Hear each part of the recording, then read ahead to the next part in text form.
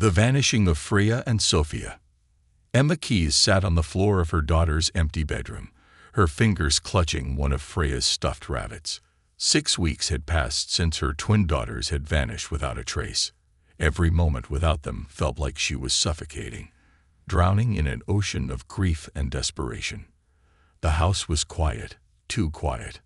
Daniel, her husband, had gone back to work last week, needing some semblance of normalcy to stay sane. But Emma couldn't bring herself to return to her job. What kind of mother could sit behind a desk while her daughters were out there somewhere, lost, scared, or worse? The police had done everything they could. So they claimed. Detective Maya Kuda had been kind but firm when she last called Emma, urging her to get some rest. "We're following every lead," Maya had said. "But you need to take care of yourself too." Emma didn't care about herself. All she cared about was bringing Freya and Sophia home. A loud knock on the door startled her from her thoughts. She hurried to open it, her heart racing. Could it be news? A break in the case? But when she swung the door open, her hope crumbled. It was just the mailman, holding out a thick envelope. "Mrs. Keyes?" he asked. "Yes," she muttered, taking the envelope without really looking at it. Once the door closed, she tore it open. It was a stack of missing person flyers. The copy she had ordered last week. She stared at the bright faces of her daughters, their matching green eyes and strawberry blonde hair smiling up at her from the glossy paper. Freya had her signature glasses on, the red-brown frames slightly too big for her face. Sophia had her head tilted slightly, her mischievous grin hinting at the little troublemaker she always was. Tears blurred Emma's vision. She had to keep fighting. She grabbed her purse, stuffed the flyers inside, and headed out. The sun was unbearably bright as Emma stapled yet another flyer to the telephone pole. She had been out for hours, walking up and down the streets of Los Angeles, covering every possible corner where someone might have seen something. Anything. She stopped at bus stops, convenience stores, and community boards. She approached strangers with shaking hands, holding up the flyer and begging them to look. "Please, have you seen them?" Most shook their heads. Some offered half-hearted reassurances. Others avoided her eyes altogether, as if afraid her desperation might be contagious. By late afternoon, exhaustion weighed heavy on her bones. Her body ached, her throat felt raw, and her stomach churned from the 2 cups of coffee she had downed that morning instead of eating. Just as she was about to call it a day, she spotted a KFC on the corner. She had hung flyers outside fast food places before. High-traffic areas were the best spots. With fresh determination, she walked across the parking lot. As she approached the entrance, she saw a woman sitting against the wall. The woman's clothes were ragged, her skin weathered from the sun. Her matted hair was pulled into a loose ponytail, and a cardboard sign rested beside her. "Hungry. Anything helps." Emma hesitated, then reached into her purse. She pulled out a few crumpled bills and approached the woman. "Here," she said softly, offering the money. The woman looked up, her bloodshot eyes flickering to the flyer sticking out of Emma's purse. "You looking for them?" she asked, her voice rough with exhaustion. Emma's breath caught. "Yes, they're my daughters. Do you know something?" The woman studied the flyer for a long moment. Then, slowly, she nodded. "I've seen them before." Emma's heart nearly stopped. "Where? When?" The woman pointed toward the KFC entrance. "Right in there. About a month ago." Emma felt lightheaded. A month ago. That would have been 2 weeks after the girls had disappeared. "Are you sure?" she asked, her voice barely above a whisper. The woman nodded. They had matching blue dresses, little cartoon cats on them. Freya and Sophia's Hello Kitty dresses, the ones they had been wearing the day they disappeared. Emma's knees nearly gave out. She reached out, grabbing the woman's wrist. "Who were they with? Did you see anyone with them?" The woman frowned, as if struggling to remember. I think there was a man. A big guy. But I don't remember his face. He had a hoodie on." Emma's grip tightened. Do you remember anything else? The woman thought for a moment, then nodded. They went into the bathroom. Emma's breath hitched. And she pressed. The woman shrugged. That's it. I didn't see them come out. But then again, I wasn't watching the whole time. Emma's mind raced. If her daughters had been here, if they had been inside that KFC, it meant they were still in Los Angeles. She had been searching too far away. She released the woman's wrist, quickly stuffing more bills into her hand. Thank you, she whispered. Then she bolted toward the restaurant. Inside, the KFC was mostly empty, the lunch rush long over. A few tired employees milled about behind the counter, cleaning trays and refilling napkin dispensers. The scent of fried chicken filled the air, but Emma barely noticed. She headed straight for the bathrooms. The women's restroom was empty. Emma pushed open each stall, her pulse hammering. Nothing. She checked the sinks, the trash bins, even the small maintenance closet. Nothing. Her throat tightened. Desperation creeping in, she hesitated before slipping into the men's room. It was empty too. But as she checked the last stall, the door swung open behind her. Emma whirled around, heart pounding. A janitor stood there, his expression puzzled. Ma'am, are you lost? Emma swallowed hard. I thought I lost something. The janitor frowned. You shouldn't be in here. I know, I'm sorry. She forced a shaky breath. Do you clean the women's restroom too? He shook his head. No, we have someone else for that. Emma nodded. Do you remember seeing two little girls here? Maybe a month ago. The janitor scratched his chin. Sorry, I don't think so. But you could ask the manager. He's been here a while. Might remember something. Emma nodded quickly. Where can I find him? The janitor pointed toward the back office.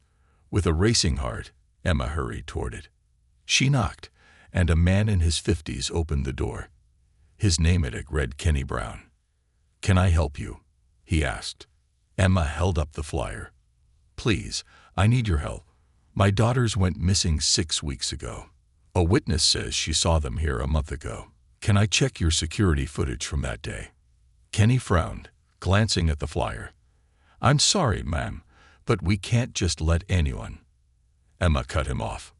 Please, the police can confirm my case. Detective Mayakuta. Just let me see if they were here.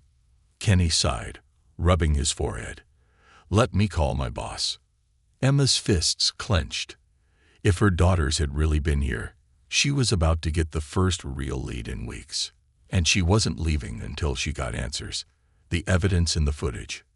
Emma's hands trembled as she sat in the manager's office, watching Kenny Brown make the call to his boss. The dull hum of the fluorescent lights above seemed deafening in the silence. Her heart pounded so hard it drowned out everything else. The tiny room smelled of stale coffee and old paperwork. A small monitor flickered beside Kenny's desk, displaying the live security feed from the restaurant's front counter.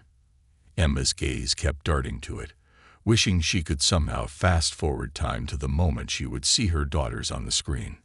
Kenny sighed and ended the call. My boss says we can't show you the footage without police involvement. No, Emma blurted out, her voice cracking. Please, you don't understand. My daughters. I do understand. Kenny interrupted, his face softening. I saw the news when they first went missing. I remember their faces. He hesitated. Look, I want to help you, but I also have a job to keep. Emma swallowed the lump in her throat. Detective Mayakuta, she said quickly. Call her. She's in charge of my daughter's case. If you get police approval, will you show me the footage? Kenny rubbed his temple, then nodded. All right, I'll call her. Emma exhaled sharply, gripping the edges of her seat. As he dialed, she pulled out her phone and sent Maya a text. KFC Lincoln Boulevard. The manager has security footage. Please authorize. I need to see it. Her fingers shook as she hit send. Minutes felt like hours as she sat there, waiting for Kenny to finish his conversation with the detective. When he finally hung up, he nodded. "She's on her way," he said. Emma sagged in relief, but her pulse didn't slow. If Freya and Sophia had been here a month ago, it meant they had survived at least 2 weeks after their disappearance. But what happened after? Did they leave with the man willingly? Were they taken? Were they still in Los Angeles? 1,000 questions ran through her mind, but only one mattered. Would she find them before it was too late?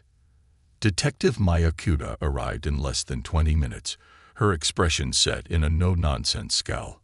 "Emma," she greeted quickly before turning to Kenny. "You have the footage." Kenny nodded and sat down at his computer. "I pulled up the recordings from exactly a month ago. Let me rewind to the right time frame." Emma held her breath as Kenny clicked through the dates, selecting the right day. The black and white footage flickered to life. For the next 10 minutes, the three of them watched customers come and go. A mother with a toddler, a group of teenagers, a businessman grabbing a meal alone. Emma was growing impatient when suddenly, "There," she gasped, pointing at the screen. A figure had just entered the restaurant, and right behind him, 2 little girls, Freya and Sophia. Emma's hand shot to her mouth, her breath coming in short gasps. "Oh my God," Maya murmured, leaning in. The girls were dressed exactly as the homeless woman had described, matching blue Hello Kitty dresses. Freya had her glasses on, and Sophia clung to her sister's hand. But something was off. They weren't crying. They weren't struggling. They were walking with the man as if they knew him. Emma's stomach twisted. The man wore a hoodie pulled low over his face, obscuring his features. He was tall, broad-shouldered, and walked with a slight limp. Emma squinted at the screen, her mind racing. "Who is that?" she whispered. Kenny rewound the footage, pausing just as the man turned slightly. But his hoodie, sunglasses, and beard masked any defining features. Maya sighed. "The angle isn't great. I'll have our forensic team analyze his posture, height, and clothing. But for now," she gestured at the screen, "they don't look scared." Emma's breath hitched. "Maybe they knew him," she murmured. "Maybe." Her mind struggled to process the thought. Maybe he was someone they trusted. Maya exhaled through her nose. "Do you recognize his walk? His build? Anyone you know?" Emma studied the way he moved, slowly, carefully, like each step was measured. It felt familiar. Her mind scrambled to place it. "I don't know," she admitted, frustration curling in her gut. It's like I should know it, but I can't place it." Maya frowned. "Do you have any male relatives who limp?" Emma's mouth went dry. She thought of her husband Daniel. No limp. Her younger brother Ryan. No limp. Her father, who lived 2 states away. No limp. And then, her mind flickered to someone she hadn't considered in years. Dyson, Daniel's older brother. She hadn't seen him much over the years. He had always been a little distant, the black sheep of the family. But now, an old memory surfaced, one from a family barbecue years ago. Dyson playing soccer in the backyard. A bad fall. An injured knee.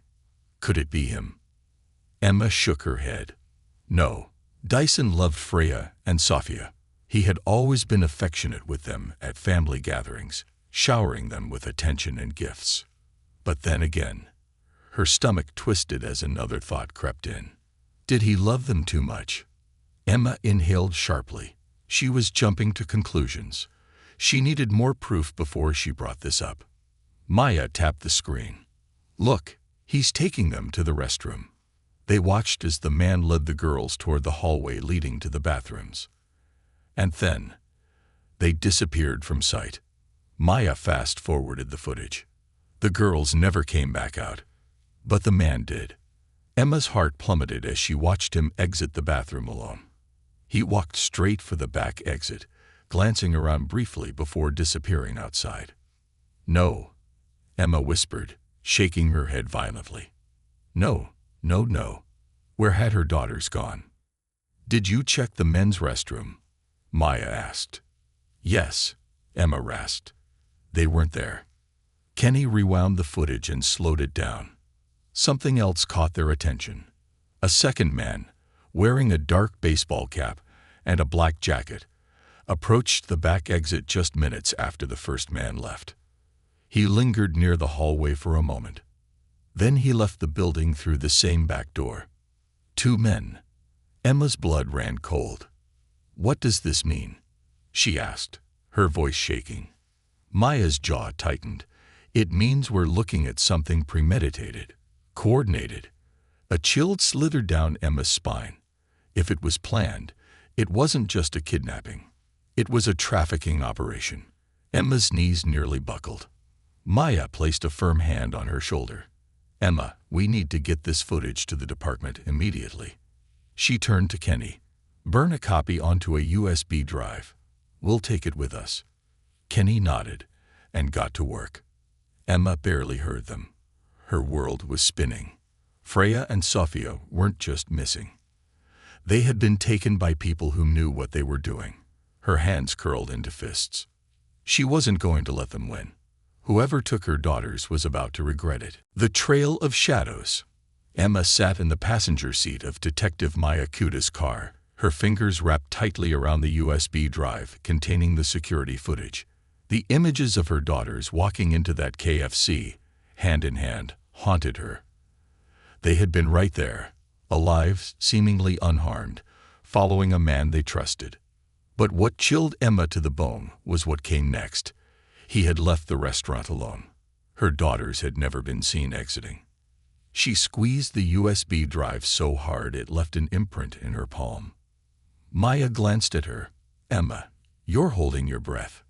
Emma exhaled shakily, forcing air into her lungs. She swallowed hard. "I can't stop thinking about it. Who is he? Where did he take them?" Maya's grip on the steering wheel tightened. "We'll find out. First, we need to get this footage to our analysts. They'll enhance it, look for any identifying marks. That limp might tell us more than you think." Emma nodded, though a voice in her head whispered, "I already have a suspect." But Dyson, could it really be him? She wanted to believe it was just paranoia, that she was grasping at straws. But the more she thought about it, the man's build, the walk, the timeline, the more her gut twisted. The car pulled into the LAPD precinct, and Maya wasted no time leading Emma inside. The station buzzed with energy, officers moving back and forth, phones ringing, voices overlapping in the air. Maya guided her toward a glass-walled office where a few officers sat at computers. She knocked on the door, and a tall man with salt and pepper hair looked up. "Lieutenant Vega," Maya said. "We've got a lead on the Keys twins." That got his attention. He gestured for them to come in. Emma set the USB drive on the desk like it was made of gold. Maya turned to the analyst sitting at one of the stations. "I need you to enhance the footage, get a better look at the suspect's features, and compare his gait to our database." The analyst, a young woman named Leela, nodded. "Got it. Give me a sec." She inserted the drive and pulled up the footage. As the video played, Emma's hands clenched into fists. Every time she saw her daughters step into that KFC, it felt like reliving a nightmare. Maya leaned forward. "Slow it down. Focus on his posture." Leela zoomed in on the man's body, analyzing the way he moved. "The limp is on his left side," Leela noted. "And it's not severe, more like an old injury, something that acts up when he walks long distances." Emma's stomach turned. Dyson had hurt his left knee years ago. "Run it through the database," Maya instructed. Leela worked quickly, scanning through profiles of known offenders with similar gaits. Minutes passed, then more. "Nothing," Leila finally said, shaking her head. "If this guy has a record, it's clean enough that he hasn't been tagged for his walk." Emma's nails dug into her palm. Lieutenant Vega exhaled sharply. "We need another angle." Leela rewound the footage and studied the second man, the one who had left through the back door shortly after the first. "This guy is interesting," she mused. "He doesn't interact with the kids at all, but he watches. He waits." Emma shuddered, like he was backup. Maya crossed her arms. That would make sense. If this was a planned abduction, he could have been making sure nothing went wrong. No interruptions. Emma's pulse pounded. Can we get a better look at his face? Leela zoomed in, enhancing the blurry features. Slowly, a more defined image took shape. The man was in his 40s, light stubble covering his face, his dark eyes cold and expressionless. Maya's body went rigid. I know him, she said. Emma's breath caught. What? Who is he? Maya's jaw tightened. Name's Leon Carter. He's been suspected of child trafficking before, but we've never pinned anything on him. Emma's blood turned to ice. Trafficking, she whispered. Maya nodded grimly. He's slippery. We know he recruits kids, but he never gets caught directly handling them. That's how he avoids charges. Emma felt like she might throw up. What does this mean for my daughters? She asked, voice barely audible. Maya hesitated. Then she said the words Emma never wanted to hear. It means they were taken by professionals. Emma sat in the police station's break room, gripping a cup of coffee she had no intention of drinking. Her mind was spinning. Freya and Sophia had been abducted by traffickers. It wasn't just some random crime of opportunity. It was a calculated move, which meant there was a system in place, a pipeline leading from one place to another. A network. Emma squeezed her eyes shut. Where were they now? Still in Leh. Another state, another country. The door swung open, and Maya walked in, her expression unreadable. Emma stood immediately. Tell me you have something. Maya exhaled. I have good news and bad news. Emma's chest tightened. Start with the good. Maya held up her phone. We found Leon Carter. Emma's heart slammed against her ribs. Where? He owns an auto repair shop in East Leh, Maya said.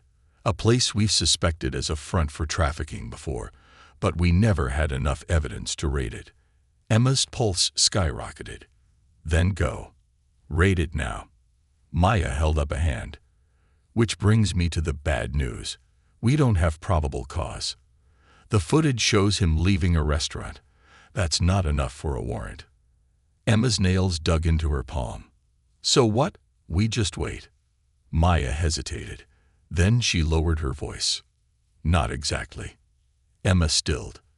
What are you saying? Maya's eyes locked onto hers. I'm saying we need probable cause. She tapped her fingers on the table. And I'm saying I know someone who can get us inside. Emma's breath caught. Who? Maya's jaw set. An informant. Emma's mind raced. Do you trust them? Maya hesitated. Not exactly.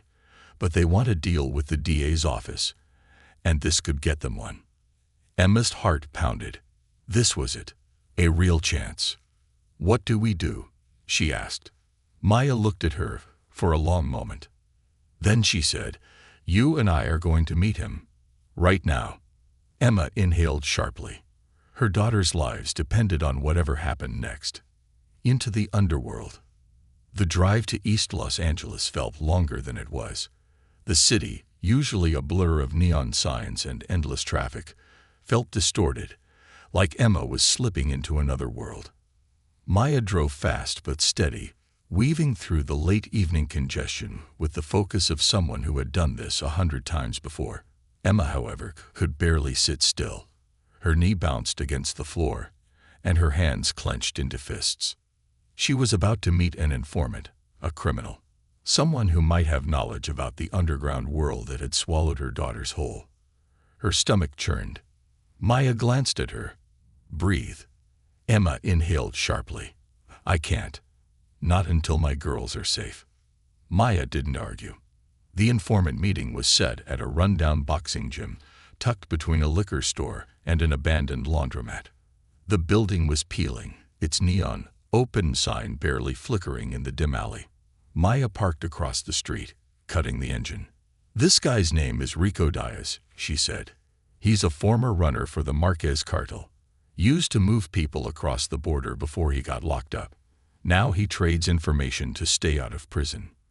Emma swallowed hard. And we trust him. Maya exhaled. I trust that he values his own freedom more than loyalty to anyone else. He'll talk if it benefits him. Emma's pulse quickened. And what does he know about my daughters? Maya hesitated. He doesn't know about your case specifically, she admitted. But he knows Leon Carter. He knows the way these people operate. And if we're lucky, he might know where Carter stashes his cargo. The word made Emma's skin crawl. Her daughters weren't cargo. They were children. She got out of the car before she could think about it too much. Maya followed close behind. Inside, the gym smelled like sweat and old leather. The floors were cracked, and a single overhead light flickered ominously. In the corner, a man sat on a folding chair, lazily wrapping his knuckles with cloth. Rico Diaz. He looked to be in his mid-40s, his face weathered from years of hard living. Tattoos covered his arms and neck, and his nose looked like it had been broken more than once. He eyed Maya and Emma with mild amusement as they approached. Well, well, he drawled, smirking. Detective Kube. Haven't seen you in a while. Thought you forgot about me. Maya didn't smile. I need information. Rico leaned back. And what makes you think I got it? Maya pulled out her phone and held up a picture of Leon Carter. This guy. Rico's smirk faltered. His gaze darkened. Where is he keeping the kids? Maya pressed. Rico's eyes flickered to Emma for the first time. He studied her, taking in her disheveled appearance, the exhaustion in her face, the desperation in her eyes. Who is she? He asked. I'm their mother, Emma said, her voice steadier than she felt. And I'll do anything to find my daughters. Rico exhaled slowly. Damn. He shook his head. Mothers always come hardest. Emma didn't blink. Tell me what you know. Rico hesitated. Then, after a moment, he leaned forward, his voice lower. Carter doesn't keep them himself, he said. He's just a handler. He moves the kids, preps them, keeps them hidden until they're sold. Emma's breath hitched. Sold. Her hands curled into fists so tight her nails dug into her skin. Maya's expression didn't change. Where does he stash them before they're moved? Rico rubbed his jaw, as if debating whether to answer. There's a warehouse near the river, he said finally. Used to belong to a construction company, but it's been empty for years. Carter's people use it sometimes. Temporary holding before kids get transferred somewhere else. Emma's heart pounded. Could they be there now? She demanded. Rico sighed. I don't know, lady. Maybe. Maybe not. Carter moves fast. If your girls were grabbed over a month ago, they might already be out of state. Emma shook her head violently. No, she whispered. No, they're still in lay, I know they are. Rico studied her for a long moment. Then he sighed and reached into his pocket, pulling out a crumpled piece of paper. This is the address, he muttered. But listen to me. This isn't a rescue mission. Carter's guys are armed. You go in there without a plan, and you'll get yourself killed. Maya snatched the paper before Emma could. We're not stupid, Maya said. We'll handle it. Rico smirked. You? Sure. But her. He nodded at Emma. I see the crazy in her eyes. She's gonna do something reckless. Emma didn't deny it. Maya pulled her away. Let's go. Back in the car, Emma gripped the address in her hands. A warehouse, a real location. It was more than she had in weeks. Maya was already on the phone with Lieutenant Vega, calling in backup. But Emma's mind was spinning too fast to focus on the details. If Freya and Sophia were there, she wasn't waiting. She would burn that place to the ground if she had to. Maya hung up. SWAT's gearing up. We'll have a team there within the hour. Emma's stomach twisted. An hour is too long. Maya's jaw tightened. I know. But we do this right, Emma. If Carter's guys see us coming, they'll disappear. Emma shook her head. What if they move them before we get there? Maya hesitated. Then she pulled over. "I need to know something," she said, turning to face Emma. "Are you going to do something stupid?" Emma clenched her teeth. "I'm going to save my daughters." "That's not an answer." Emma's nails dug into her palms. "If you were in my position," she whispered, "would you wait?" Maya didn't respond. The silence told Emma everything she needed to know. Emma took a deep breath. "Then I'm not waiting either." Maya cursed under her breath. "This is why I hate working with parents," she muttered. But after a long moment, she sighed and handed Emma a gun. Emma stared at it. "Maya, you want to go in early," Maya said flatly. "Then we do it together. But you don't go in unarmed." Emma swallowed hard. Then, slowly, she took the gun. Maya pulled back onto the road, her grip tight on the wheel. They were going to the warehouse, and Emma was going to get her daughters back. Or die trying. Into the warehouse of shadows. Emma had never held a gun before. It felt heavier than she expected, the cold metal pressing against her palm like a silent warning. This was real. She wasn't just a desperate mother plastering flyers around the city anymore. She was stepping into the dark underbelly of human trafficking, into a world where children vanished and monsters thrived in the shadows. Maya drove fast, weaving through traffic, her jaw set in a grim line. "You stick with me," she said. "We're going in quiet. No heroics, no running off. You listen to everything I say." Emma tightened her grip on the gun. "If my daughters are in there, I'm getting them out." Maya didn't look at her. "Then don't get yourself killed before you do." The GPS led them down an industrial road near the LA River, past rows of abandoned buildings and rusted-out shipping containers. It was the kind of place where bad things happened in silence, where screams were swallowed by the night. Maya pulled into an alley a block away from the warehouse. They killed the headlights and stepped out. Emma's heartbeat thundered in her ears. The warehouse loomed ahead, massive, dark, and silent. Its metal exterior was rusted and peeling, the tall windows covered in grime. A chain-link fence surrounded the perimeter, the gate padlocked shut. A single white van was parked near the loading dock. Emma's stomach turned. Were her daughters inside? Maya crouched beside her, scanning the area. "There's movement inside," she whispered. "Lights in the back rooms. They're here." Emma inhaled sharply. "Then we go now." Maya grabbed her wrist. "No, we confirm first." Emma wanted to scream. Every second wasted was another second her daughters could be moved, taken away again. But she forced herself to nod. Maya crept forward, leading them through the shadows. They moved along the perimeter, pressing themselves against the cool metal of the warehouse. At the far end, a small side door stood ajar, left slightly open. Maya pointed to it. "We slip in. Stay low.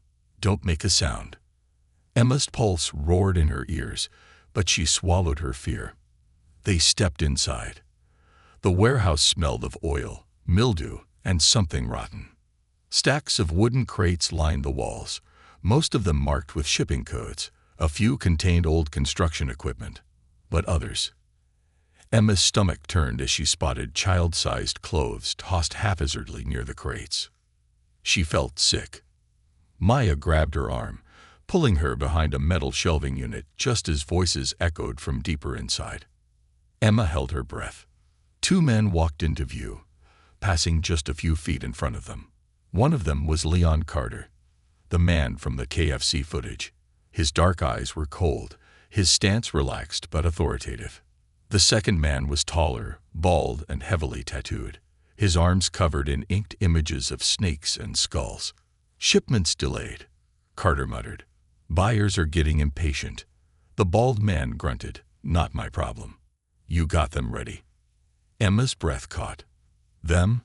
Carter smirked. "Yeah, 2 girls, real young, should sell fast."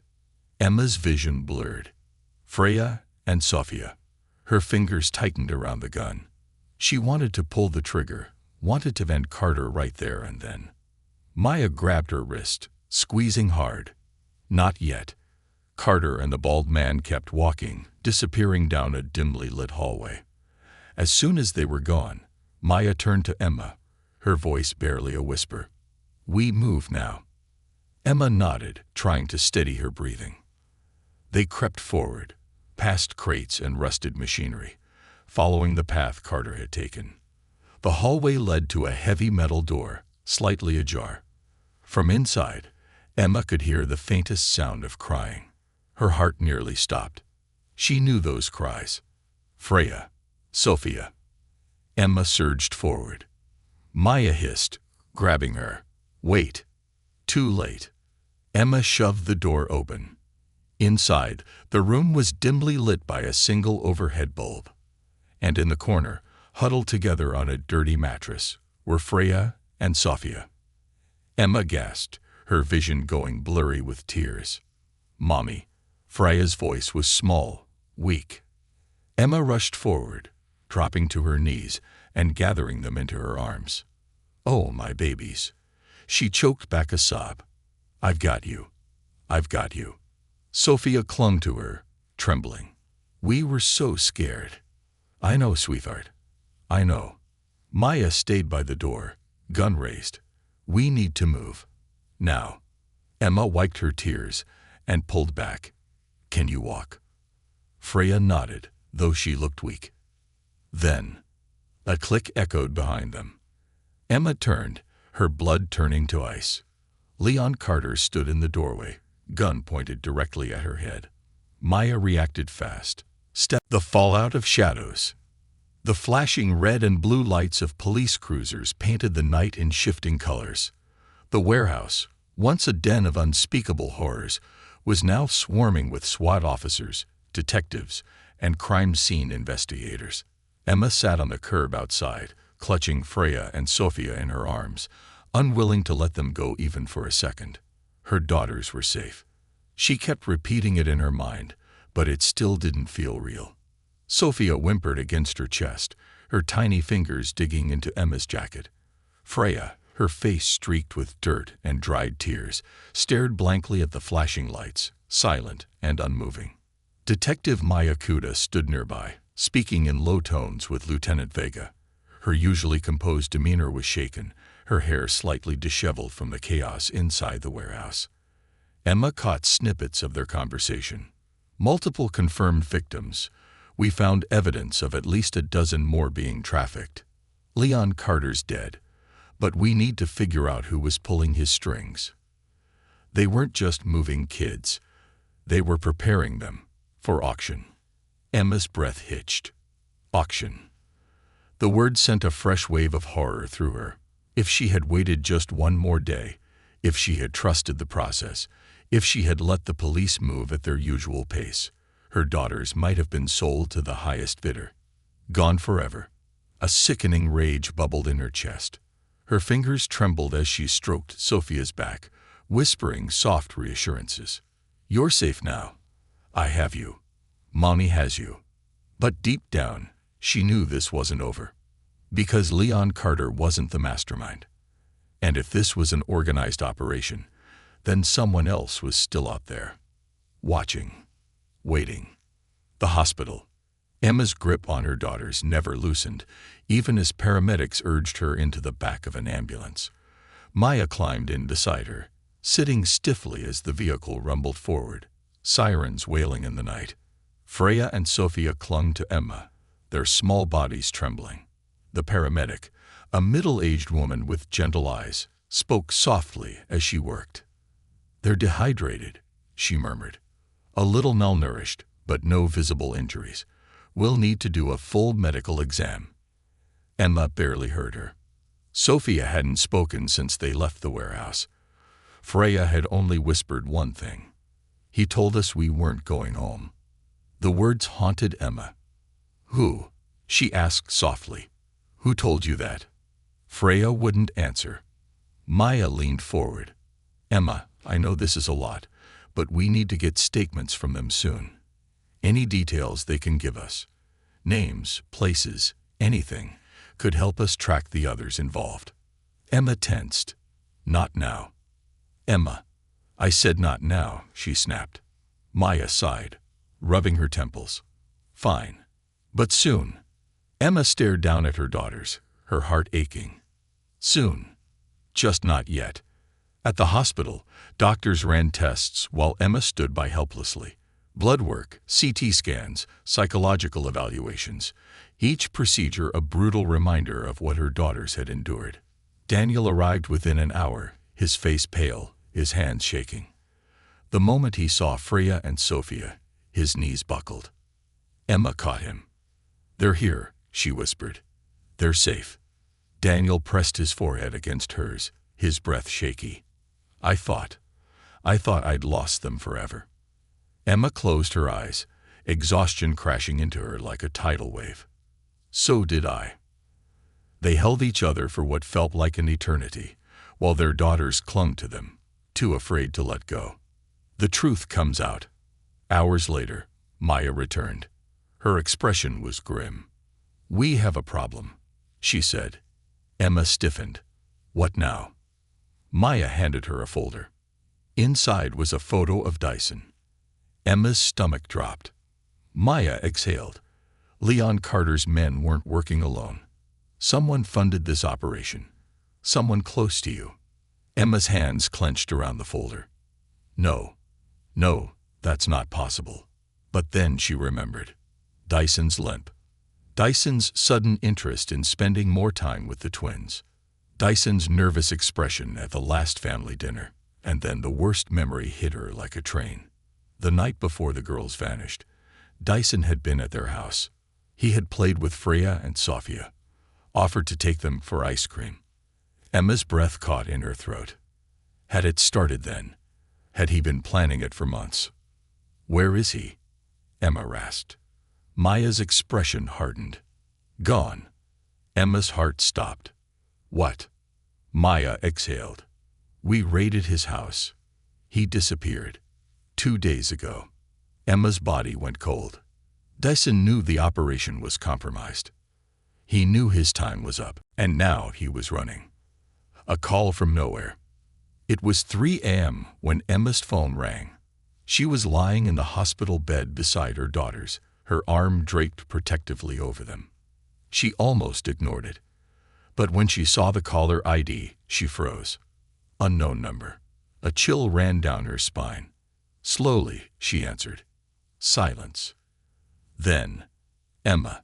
Her blood turned to ice. She knew that voice. Dyson. Her hand tightened around the phone. "Where are you?" she whispered. A pause. Then, "You don't understand," Dyson said, his voice low, almost pleading. "It wasn't supposed to be like this." Emma's nails dug into her palm.